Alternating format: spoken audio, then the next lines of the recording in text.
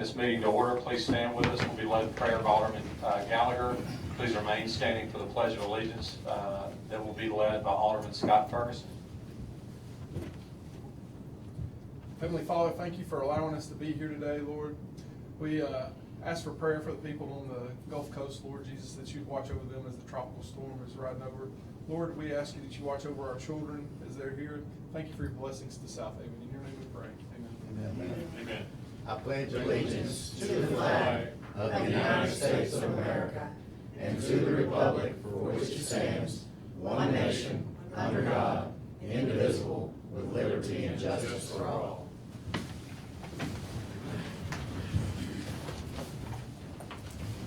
Before we get into the agenda this evening, I'd like to turn the floor over for just a few minutes to Alderman Scott Ferguson. Before he does that, I have a few words I'd like to say. This is Alderman Ferguson's last meeting, and I just wanted to just personally tell you that it's been a pleasure to work with you.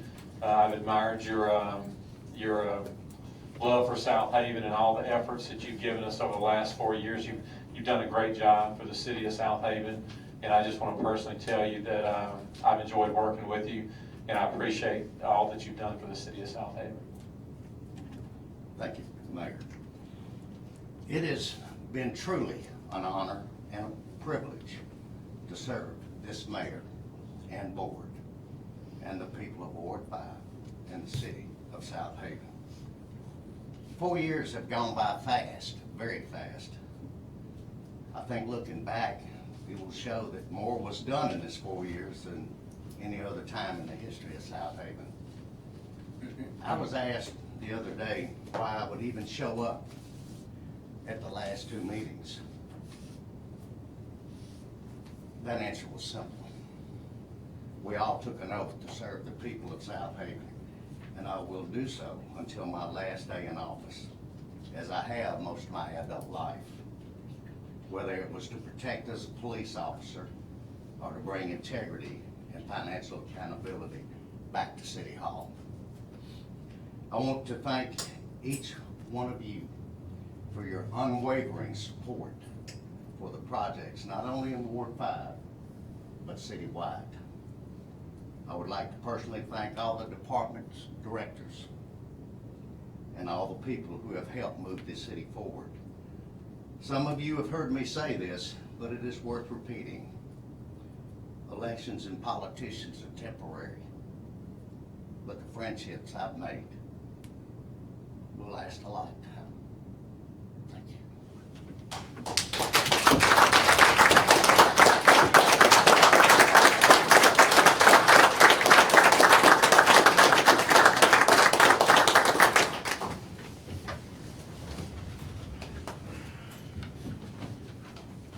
Okay, first on our agenda this evening is the approval of minutes for the June 6, 2017 meeting.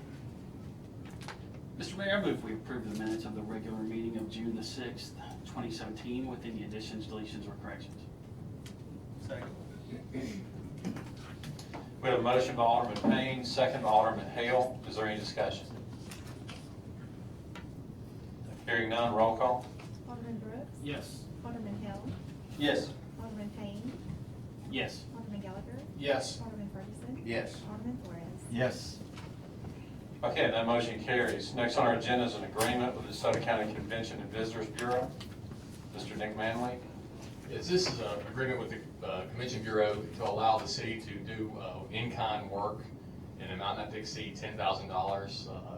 And it'll end up assisting, or will assist with the Veterans Park that they're doing at that location. The authority is under the 17-17-1 code, Mississippi Code. The county has approved it, is participating as well, and the city would also participate. The agreement would be between the city and the DeSoto County Conventions and Visitors Bureau. So moved. Second. We have a motion by Alderman Flores, second by Alderman Payne. Is there any discussion? Hearing none, roll call. Alderman Hill? Yes. Alderman Payne? Yes. Alderman Gallagher? Yes. Alderman Ferguson? Yes. Alderman Flores? Yes. Okay, that motion carries. Next on the agenda is a resolution for a donation request with the Southaven Arena. Your Honor, can I say something? Absolutely. Me and the wife came up here tonight just to thank y'all for really helping us on this park. We appreciate you so much. Thank you to William. He is one of the board members. He is the president of our board. And it's been a long process, but it has been done with much, much love for all of our veterans.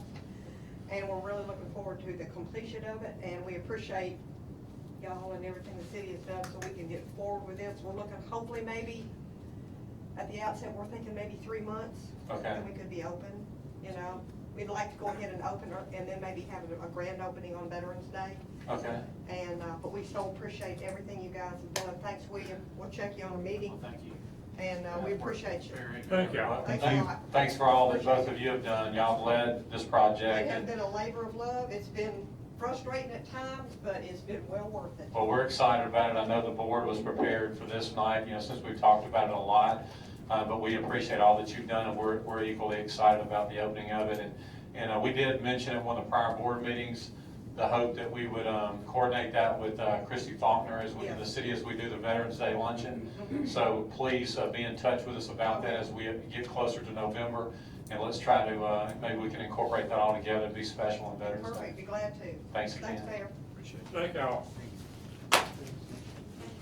Okay, next on the agenda is resolution for a donation request of the Southaven Arena by the Mississippi Department of Employment Services, ROTC, DeSoto County, and the Hope Center. These are, it's for 3 separate entities, but we can do it under one motion and a second and vote, because it'll be for 3 resolutions, but the Governor's Fair is requesting it for the Department of Employment Services. ROTC, DeSoto County is the high school ROTC, is requesting it for their banquet that they've had, and the Hope Center is a 501c3 requesting it for a fundraiser for St. Jude. Mr. Mayor, I move we adopt a resolution donating this city arena to the Governor's Job Fair, the Horn Lake High School ROTC, and the Hope Center. Second. The Hope Center, yes. We have a motion by Alderman Payne, second by Alderman Hale. Is there any discussion? What's the variance for the Hope Center? Those are alcohol, they'll have mixed drinks, those are very important. Any discussion? Any other discussion? Hearing none, roll call.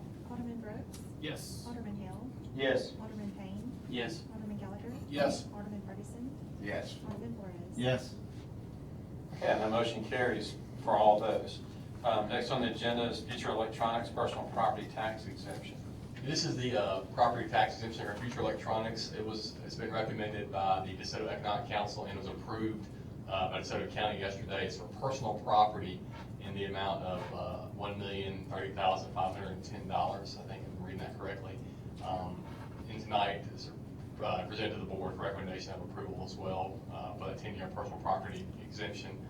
Their attorney, Mark Quadro, is here tonight, and he and I have worked together on this. And if you have specific questions, he'll be happy to answer, but if not, we can make a motion to approve. I'll make that motion. Second. We have a motion by Alderman Flores, second by Alderman Ferguson. Is there any discussion?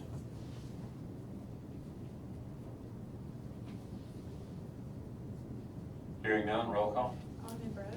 Yes. Alderman Hill. Yes. Alderman Payne. Yes. Alderman Gallagher. Yes. Alderman Ferguson. Yes. Alderman Flores. Yes. Okay, that motion carries.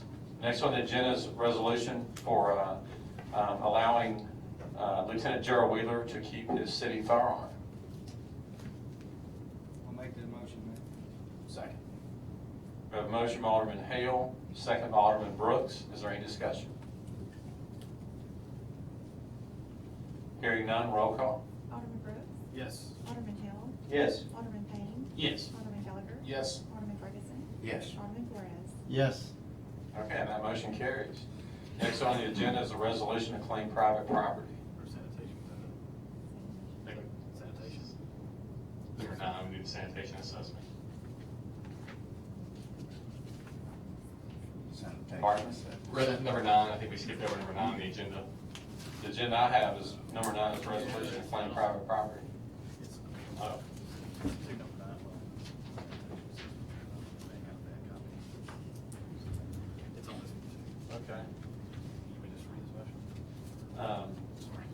back up. Evidently, Sorry. I got the wrong, I gave you the wrong bid.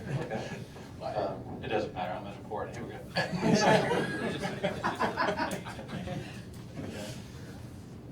Okay, next on our agenda is a resolution for assessing sanitation fees. Mr. Mayor, I move that we adopt a resolution for assessing unpaid sanitation fees as presented on this date. Second. We have a motion from Alderman Brooks, second by Alderman Gallagher. Is there any discussion? Hearing none, roll call. Alderman Brooks. Yes. Alderman Hill. Yes. Alderman Payne. Yes. Alderman Gallagher. Yes. Alderman Ferguson. Yes. Alderman Flores. Yes. Okay, and that motion carries. Next on the agenda is a resolution to claim private property. Mr. Mayor, I move that we adopt a resolution granting authority to claim private property as presented on this date. Second.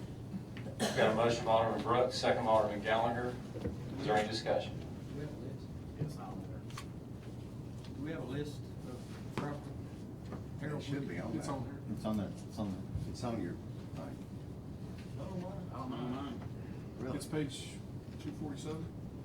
Wait a minute, I don't have it. No, that's the. That's the all we got. sanitation fees. I don't have I it. mean, it's, yeah. Yeah, 'cause I was needing to check on one. Oh, there's not one this week. Not one this week? There's not one this week. There was ones that were posted for July 7th meeting that we had sent over to Christie. There's not one for this meeting. So there's no action needed? No, sir. Harold, I got a question. Harold. Is there- okay. Sure. Is there anything on 1734 Brookhaven? Correct. On the corner? Right. Yes.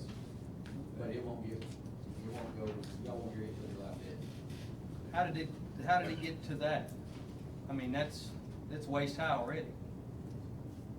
And it's been- A learning curve on my part. I was unaware that last time I was here, which was my first time, I was supposed to have had that presented at that point in time. I mean, we've got a bush that's blocking the stop sign and everything. Now, is there anything we can do to push that up? Well, if it's a public safety If hazard, it's we blocking certainly. stop signs or something like that, we Yeah, can that's do an just- emergency condemnation on something like that. If we can get it through NIC, we can do a safety issue one. I mean, that's just gonna be the stop sign. Yeah, I mean, if you're blocking traffic, I mean, blocking in the right of way and it's blocking that, that's something you do with. But to answer your question as far as going through and cutting someone's yard, you have to go through the process. No, I mean, but was the mistake made based on time or somewhere else? I mean, was the notice given in time for us to go ahead and get this on tonight? You'll have to let us check, you'll have to let us check into it. I don't know, I'm not familiar. 1734 Okay. Brookhaven. I mean, But is the bush that you're talking about, is that, if that's in the right of way, we We can, can- get that regardless.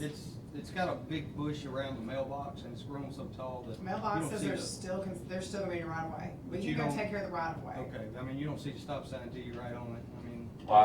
if it's in the right of way, we can do that immediately. But we're Mhm. talking I about- can talk to Bradley, and we can get Public Works to go there and get around the mailbox around the stop sign right now. In the meantime, I'll shoot you an email tomorrow and find out what happened. It may have just been, they may have been working with the property owner, it may have been a lapse between when our code enforcement supervisor left and didn't finish his resolution, I don't know. But we'll find out for you. Yeah, cause I mean, the tag was on the house quite a while back, so that's why I'm trying to figure out what happened with that. Sounds like we did make a mistake, but, yeah, well, That's like, yeah. Is it on the July 5th list? is it on that list, yeah? Give me a second. Excuse me, I'm getting hammered on that one. so. Oh, I understand.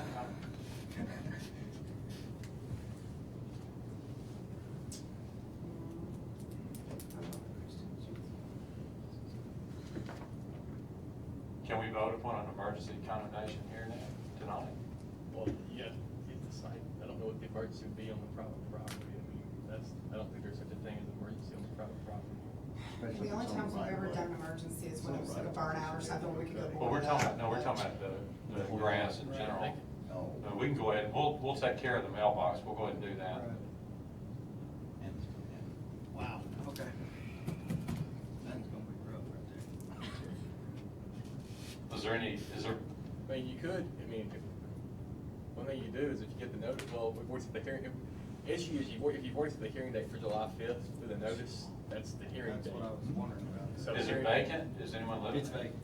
But if you have a hearing date that's been set by July 5th, you can't I'm not trying to be the very bad news, you can't then go change the hearing date after it's been set according to that 21/19/11. I just don't know the hearing date, this is the first time I just don't know the hearing date was set. If it was set for July 5th, it still would be July 5th. Yeah. Harold's saying it's set for July 5th, and it's got a set hearing date. We'll explore tomorrow, we'll explore any other options that may be possible, but as of tonight, it looks like there's not a way that we can condemn it. So we will address the right-of-way, public right-of-way, we'll take care of that. Bradley, will you help us with that? Did you get the address? Would you give Bradley the I've got address? it, yeah, Okay. I'll get it to him at the end of it. Okay, thank you. Okay, so there are no other properties, no other action is needed on that one. Next on the agenda is our planning agenda. Ms. Whitney Cook. Yes, sir, we just have one application. It's a request to vacate an existing PUD known as the Villages of Magnolia Gardens. It originally took M1 light industrial zoning and made it into 378 lots of small lots, small heated square footage residential. At that point in time, in 03 to 05, we didn't know how it was going to play out down there, residential or industrial. There was a lot of development going on. It has remained in the light industrial design, and therefore the property owner and staff both agree that this is not conducive to residential. No dirt's been turned for 5 years on it, so by ordinance we are allowed to reverse back to its original zoning, which would take it back to M1.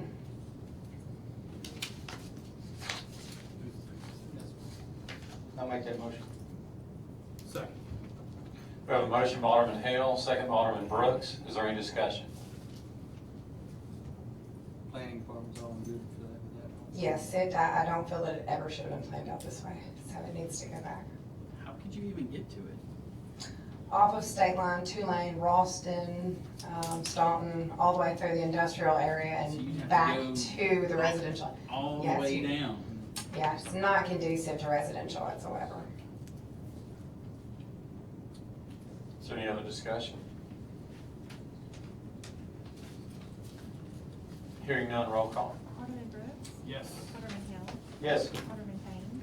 Yes. Alderman Gallagher. Yes. Alderman Ferguson. Yes. Alderman Flores. Yes. Okay, and that motion carries. Thank you, Whitney. Next on the agenda is Mayor's report. I got several things to review tonight. I'll try to move quickly. The first thing is we did get our renewal for our property casualty insurance from Travelers. Mr. Chris Wilson, would you come forward? I did not bring the packet here, but the numbers, it's a very, very small rate increase, which we're extremely proud to see. With our loss history in the city of Southaven, we expected much worse news. So we feel like we're very fortunate to have an offer from Travelers to renew the policy.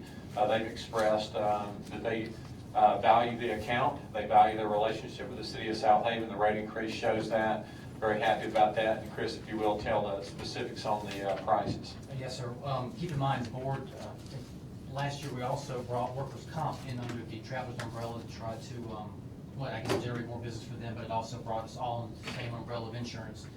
So our previous year premium total, including workers' comp, was $1.387 million. The renewal for 17-18 is 1.463, which is a difference of $76,000 approximately. Basically, we're looking at a 2.5% premium increase, which, you look over it, that's, like you said, given our loss history and our exposure. We're working on, our brokers didn't have who all he spoke to and to shop it out, which he does every year, except to say that there's some companies that simply won't quote us. When you talk about the amount of vehicles that we have and the amount of law enforcement officers that we have, that's a great exposure, as you know. If you break down, and actually those two areas are our business, our auto, and our general liability law enforcement were the two areas of the greatest increase. Workers' comp actually increased less than $2,000 in premium on a $520,000 policy. And that's we've worked with Travelers to be very proactive in the workers' comp, get people back to work as soon as possible, and to try to avoid the appearance of fraud or any fraud in workers' comp. Our cyber liability did not change, it's $10,900. And again, this is a $76,000 increase, and like I said, it's my strong recommendation given our working relationship with travelers and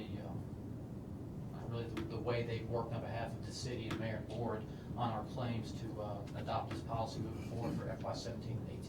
I'll make that motion that authorizes the mayor to sign those documents. Second. One more comment, just about that specifically from an insurance perspective to make sure everyone understands. A lot of the risk, when I say that we've had a poor loss history, that's not a negative reflection on the city of Southaven or our police department. A lot of it, the biggest negative, the biggest challenge to insure us is obviously our police exposure. But again, that's nothing negative against our guys. It's just it's indicative of the climate of frivolous lawsuits against our police department right now. We have a motion by Alderman Flores and a second by Alderman Gallagher. Is there any other discussion? And this again is just authorizing me to sign the renewal and accept the renewal from travel. This is a renewal date of July 1st. That's right. So it cuts mid-year. The money for this is budgeted in our FY 17 budget. Any other discussion? Hearing none, all in favor say aye. Aye. All opposed say no. Ayes have it, motion carries. Thank you, Chris. All right, recently we received, our Public Works Department and Mr. Bradley Wallace received a commendation from our Mississippi National Guard. And this is basically, it's an award expressing evidence of our support of men and women in the National Guard and their military service.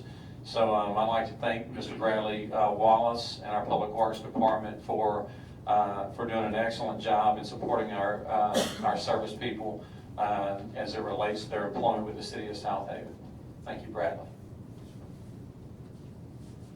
Tennis is open. Our tennis facility open. We had the grand opening Saturday morning. So our new tennis facility, the 8 new courts are now in use. I would encourage everyone, if you do play tennis, to use those. Although we expect to have tournaments on weekends upcoming, there will be public courts available at all times. So if you want to play tennis, we encourage you and to use these facilities. We're excited about it. On July 6th, we have a special event. Alderman William Brooks played a big part in this. We're going to have an event at the Snowden House. The Senior Center on July 6th. There's going to be an honor for Mr. Hal Guthrie, who's a local Southaven resident who served in Vietnam, and he earned multiple Purple Hearts with his combat service in Vietnam.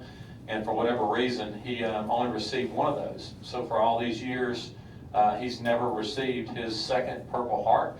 So thanks to Alderman William Brooks and Congressman Trent Kelly, who will be present in Southaven that day, there will be a ceremony to honor Mr. Hal Guthrie as he gets his Purple Heart presentation. Is that on the 6th? Yeah, Thursday night, everybody's welcome. I'll be sending out an email to all, especially all of you and all of our local elected officials, and we'll probably do a press release out of our office, the Congressman's office, to let everybody know. It'll be 2 weeks from Thursday. So Thursday night, 6 o'clock at the Senior Center. Everybody's welcome. So. Great. Awesome. Okay, and then the board knows, just for everyone to know, on June 27th at 11 a.m. at Soche Park right here behind City Hall, there will be a small swearing-in ceremony for the new mayor and board.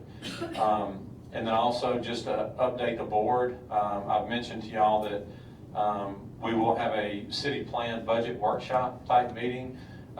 We plan to do that here at the boardroom, and the earlier we can do that, the better. Basically, this is what I want to share with you, my plan, the things that I see are important for the city over the next 4 years. I want to welcome your input. I want everyone to have the chance to share their goals for their specific awards and just get everybody in one room so we can develop a plan. I learned over the last 4 years that although we were able to achieve a lot, it would make us more efficient if we all get together and lay everything out initially. That way it's clear when things come up on the agenda, or you see, things that I'm sending emails about or that I'm discussing here. It's not the first time you've heard it.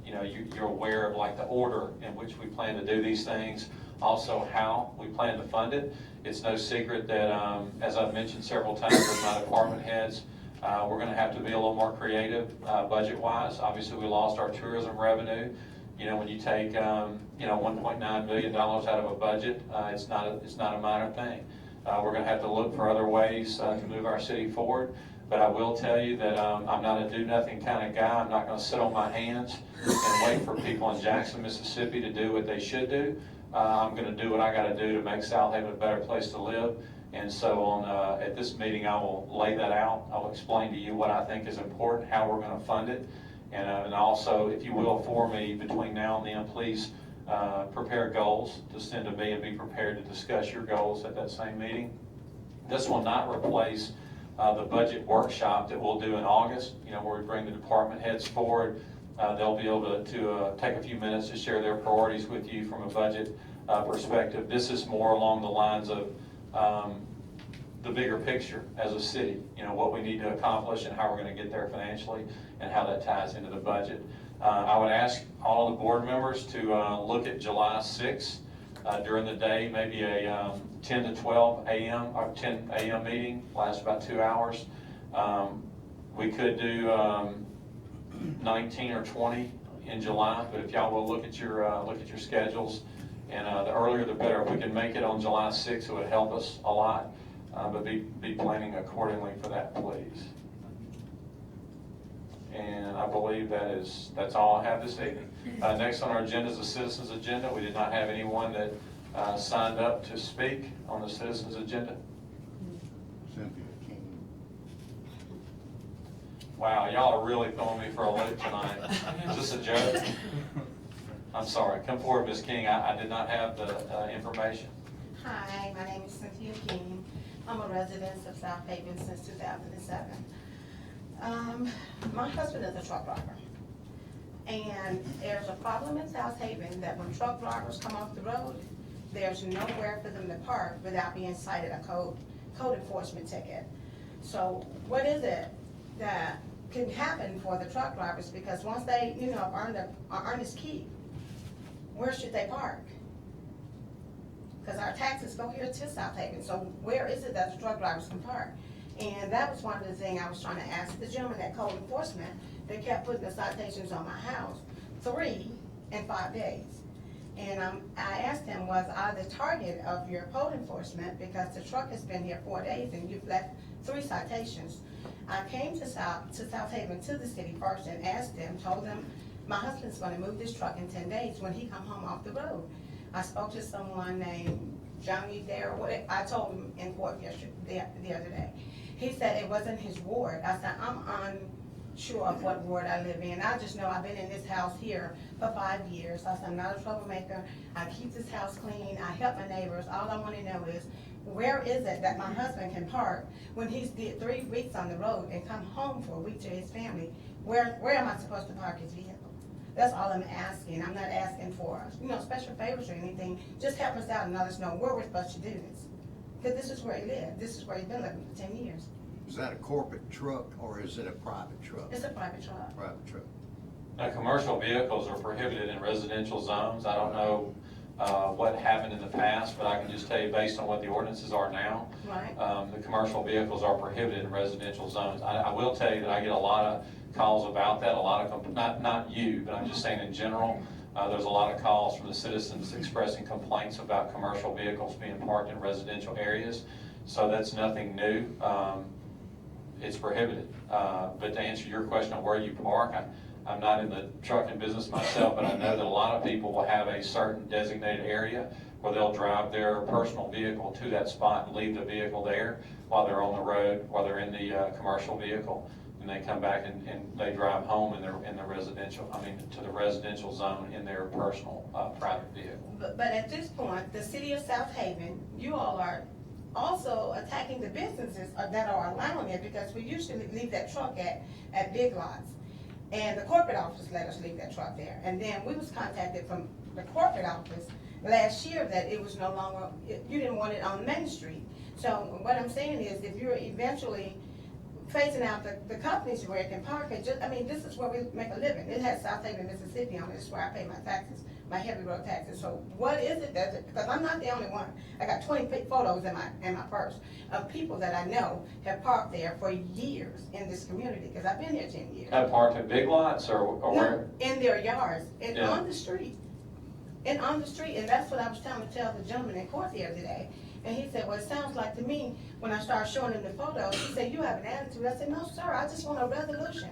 This is where we Right, live. and that's a valid point. I'm glad you brought that up, because I think in the past, it may have been a situation where, and again, don't want to get into my predecessor, but maybe there were some ordinances that weren't enforced for whatever reason, but, what I do is enforce all the ordinances. And I It's not my, understand. and, it's the board's job to change the ordinances, but until then, I enforce the ordinances. So it may have just been something where, well, not may, it's been on the books before me. It just may have been something that the city was not. Because never do I park there. We deliver sometimes for loads when they're in a crunch, and so they've always let us leave our tractor trailer there.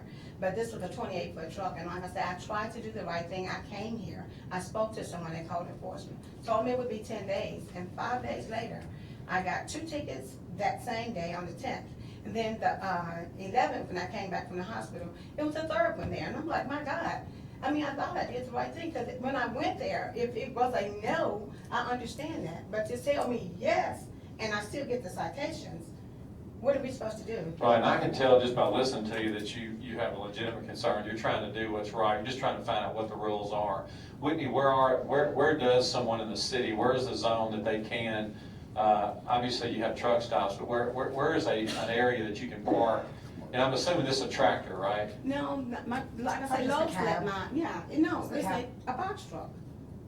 It's a box truck, it's not even a tractor. We've It's- run into it numerous times in your industrial zones. A lot of them have gated in areas where their truckers that work for a corporate system can leave their vehicles, pick up their trucks, bring them back. The privatized side of it is where we run into problems. There's really nothing. We've investigated where other cities have got what they call commercial drop yards. A private person will come and develop a gated guard shack, commercial parking area where they pay on a monthly basis to keep their vehicles there and things like that. We don't have anything here. I mean, there's no drop. right answer to tell her she can park anywhere. I mean, right now our ordinances say nowhere. And like I said, we've run into it a number of times that it's come up twice since I've been here in 15 years, wanting to change the ordinance. But then the other side, the residential side, comes in so hard not wanting them there. And unless somebody comes up with just a generic commercial truck yard that somebody wants to invest the money in an industrial zone, we really don't have a legitimate place for them to park. I mean, she's correct. But that's what happens when he's on the road, even though he feels that the TA or the pilot or whatever, my husband still has to pay $15 that night when he finished building up, and $15 for a shower, he still has to pay $15 to park there that night. So even if it's somewhere where they have to pay, but somewhere, because right now, we're saying, what do we do the legal way, because I live here and I pay my taxes here. No, now, just personally, I know there's a couple places on Goodman Road, actually in the Horn Lake area right there, close to the interstate, that trucks park behind the fueling station there, so that may be an option.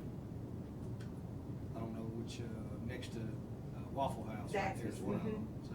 Yeah, every time he gets there, it's already full. Oh. So like I say, Lowe's let him park his large truck there, because when they're in a crunch, my husband delivered for him. But if not, I mean, just not for my husband. The other truckers that make an honest living, what are they supposed to do? That's a good question. Is it a semi or is it a box truck? His is a box truck. We have a semi and a box, but this is a box truck I'm talking about. Where did you park the semi? Lowe's let us park it there because we, like I said, we deliver for them sometimes. Okay, I got you. Anyway, you get a name and number? Okay. Okay. Well, and the other thing is, again, as it relates to the city, I understand your concern, but the city has an ordinance, the current ordinance does not allow, those type of commercial vehicles in residential areas. So there have to be some type of commercial area where you have permission to do that, or what about the other truck stops? I mean, are there other than the one that Alderman Southaven Hill and mentioned? Horn Lake is really, don't have anything. The Walmarts used to allow them to do it, but truckers that don't go by the rules like today, I picked up a tire out the back of Lowe's.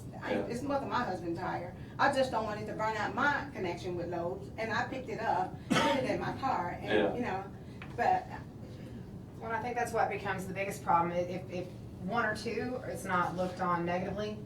If there's permission granted to truckers, say Lowe's or Big Lots or something, it tends to grow. And, you know, we've had the parking lot over where the old McDonald's was. That was one that was kind of just, you know, given a little nod to, and then the next thing you know, there was 15, 20 of them, and it becomes a commercial yard. We need somebody to invest in essentially a commercial yard for them, so we have something appropriately where you can tell them, here's exactly where you go. Right now in the city, we have no place, I mean, we don't. Because we deliver for Big Lots, Pier 1, Kirkland's, and Sam's, when they have things for their customers, because they don't have delivery service. So we deliver all those for them, but I have to take my truck on Brooks Road, and if I have a load, sometimes the people will say, well, that's okay. So that's money that we also lose, and like I say, we live here. So I just need to, you know, see what kind of resolution is there here, because we were at the Big Lots for a while, and then when they said that we can park there, so now we have to, you know, just play hot potato with the truck. So when people call for their loads, we can be there to, you know, deliver them. Where would something like that need to be zoned to? You'd be in industrial, just essentially where we just. I know Crows make sure. has a lot, Crows Tripping, has a lot. Crows does, I mean, AWG has got a huge lot, but it's for the people that only deliver, and it can be a private truck, or it can be a corporate truck, but they allow their people to park on their truck yard. When you've got a lot of industrial space, the problem we've got is you have to find a private developer to essentially grow it and make it happen. It's not something the city could do. And we've actually tried to encourage a few people to do it. It's got, you know, a little overhead cost, and it doesn't have a lot of manpower involved with it. It's paving, it's fencing, it's putting the guard shack up, and it's finding the property. It's not a lot of development side to it, but we just hadn't found anybody interested. But we've approached 3 or 4. There are a lot of drop lots around the area of homes in Lamar. In that area, they're called drop lots. And I mean, they charge a small fee, or you can work out a fee with those people until we can get a resolve here at Southaven for this problem. I would check with them and see what they charge to put like your truck there, just it may not be very much. Most of those lots are for these big semi-drop trailers that they drop, and they're gonna leave for a week or 2 weeks. You know, and they rent out just a place to drop it. Like I said, over at Lamar and Holmes, that's not too far. You know, Because I used to park at the Pilot on Chevy Drive in Lamar. They stole that truck, so we had to get a new one.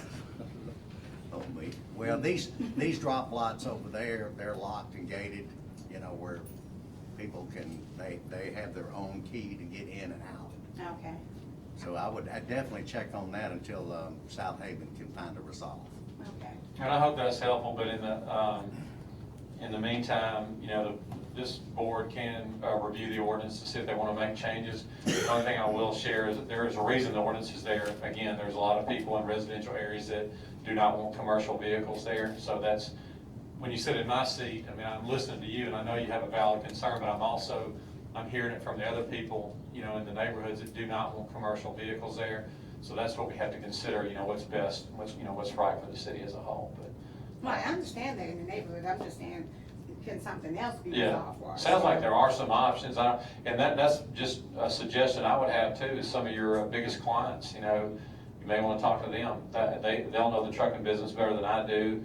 They may have some options, some recommendations on a safe yard, you know, where you could leave it that is safe, where it's not stolen or vandalized. So that's what I would encourage you to do in the meantime. Now, I will tell you this, I'm not trying to promote anybody, but Crow's drop lot over there, they actually have a guard that stays on site. Yeah, I know they said they've done some repairs on one of my trucks before. Okay.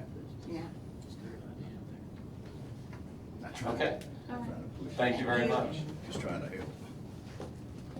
There is one, I want to back up for just a second. There's one thing I meant to update everyone on the mayor's report that I overlooked since I had so many items on there tonight, and obviously got the wrong copy. But the rubbish update, obviously we spent a lot of hours in the last few weeks collecting rubbish. The windstorm was a major problem. It's probably the third worst windstorm we've had, other than Hurricane Elvis, and then, you know, as far as storms, the ice storm in '94, those are probably the 2 biggest events in the history of the city. This one was pretty bad, so we're behind. We have had public works crews working overtime. Waste Pro has come in, brought other resources in to help us get caught up. The latest report indicates we will be back on a normal schedule this week. I do want to point out the fact that when we, not just with rubbish, but in all things, when we contract services out and we don't do them ourselves, that limits what I can do, what our public works crews can do, because we do not have the resources, we don't have the people. And then when you reach out to other people in strange situations like this to help, they only plan resources for their routes. So we found out that even reaching out just for an emergency type situation, that we were limited on the new trucks or new personnel that we could bring in. So it's not an easy situation. I know it's inconvenient when everyone's had the limbs in their yard, for a 3-week period. We did not want it like this. It did not work out to where we're able to get it cleaned up, but we should be back to normal this week. I do want to thank Bradley Wallace and the Public Works crews. They worked overtime on the weekends for the last 3 weeks trying to help us get caught up. But anyway, we should be close to being out of the woods now. Okay, that's it. And then back to the next item on our agenda, which is the personnel docket. Mr. Mayor, I move that we approve the personnel docket as presented on the stage. Second. We have a motion by Alderman Brooks, second by Alderman Flores. Is there any discussion? Hearing none, roll call. Alderman Brooks? Yes. Alderman Hill? Yes. Alderman Payne? Yes. Alderman Gallagher? Yes. Alderman Ferguson? Yes. Alderman Flores? Yes. Okay, that motion carries. Next on our agenda, City Attorney's legal update.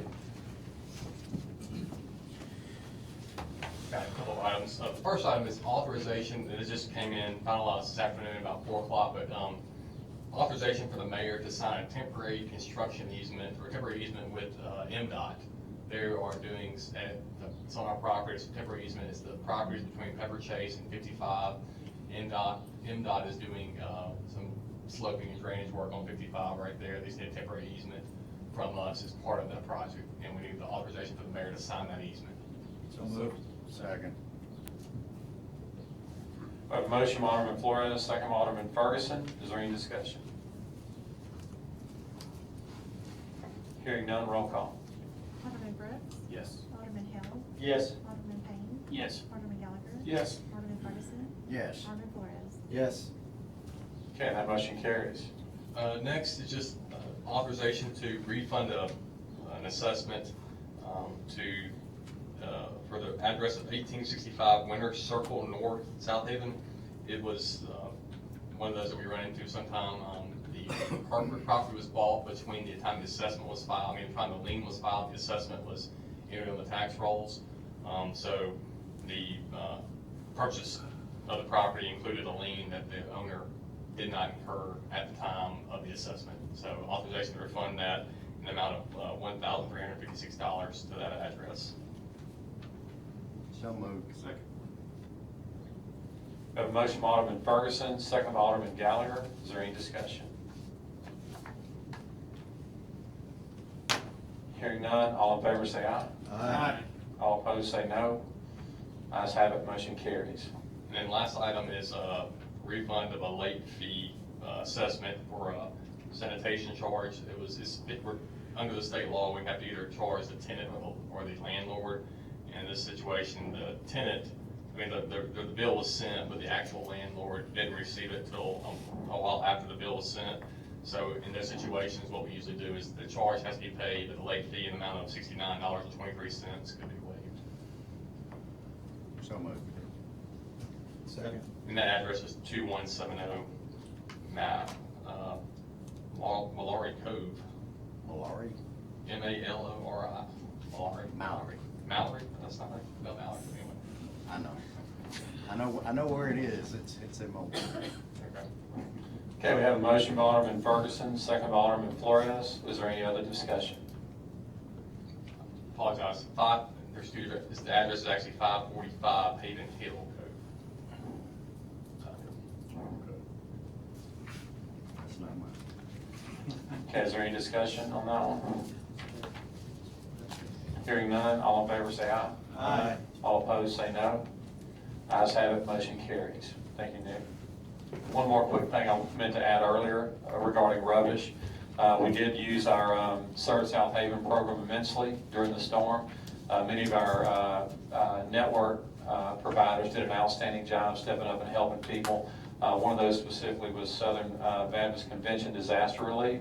They had a crew that was cutting up big trees and helping people throughout the city, to get that prepared for the contractors to pick up the rubbish. So our Serve Southaven program under Tracy Gallagher really shined this time, and I had a lot of people that stepped up, did a great job. So I'm thankful for them too. Next on our agenda is our claims docket.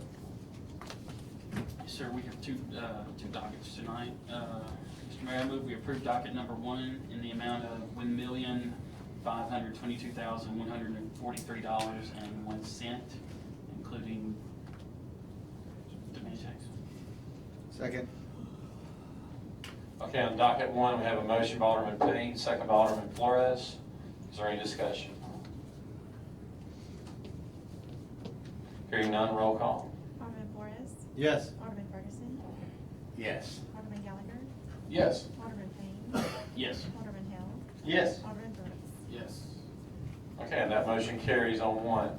Okay, is there a motion for docket 2? Mr. Mayor, I move we approve docket number 2 in the amount of $7,215.49. Second. On docket 2, we have a motion by Alderman Payne, second by Alderman Flores. Is there any discussion? Hearing none, roll call. Alderman Brooks, Yes. Alderman Hill, Yes. Alderman Payne, Yes. Alderman Flores. Yes. Okay, and that motion carries on docket 2. Alderman Gallagher? I'll vote yes. What did I not? I'm sorry. Skip over. Alderman Gallagher, Yes. thank you. Okay, next on the agenda is to determine the need for executive session. So moved. Second. We have a motion by Alderman Brooks, second by Alderman Gallagher. All in favor say aye. Aye. All opposed say no. Ayes have it, motion carries. The need this evening is claims and litigation against the Southaven Police Department and Public Works and Economic Development. Is there a motion to determine? Personnel, court, and civil city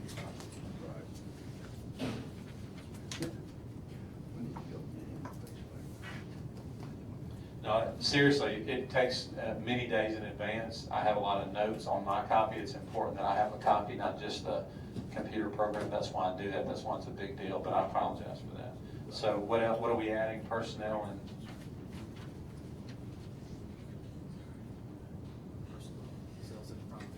okay, so what we have, as I mentioned, claim litigation for police. Then we're gonna add sale of city property, court personnel, and economic development. Now, is there a motion to declare executive session? So moved. Second. We have a motion by Alderman Ferguson, second by Alderman Hill. All in favor say aye. Aye. All opposed say no. Ayes have it, motion carries. Mayor and board will now enter executive session.